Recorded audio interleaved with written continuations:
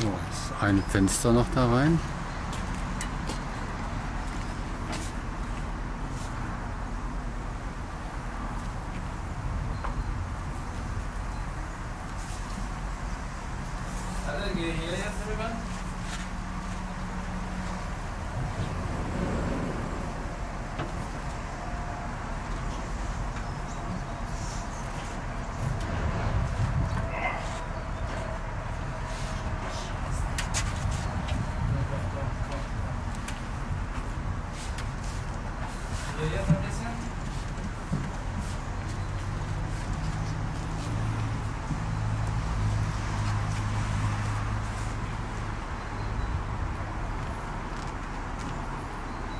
Hatte ich mit Josef auch schon mal.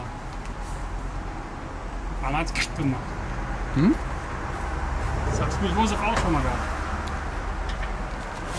Bis es geknackt hatte. Und das Glas raus, ne?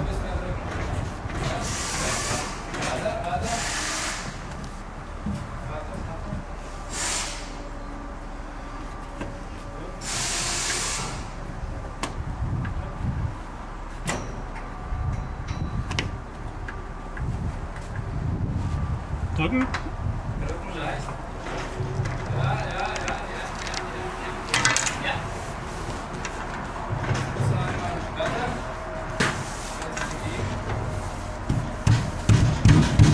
Ja, kommt er.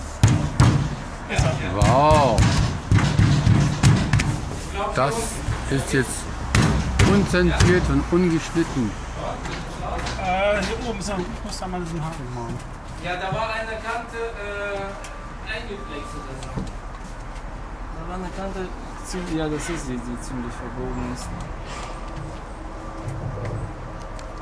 Super.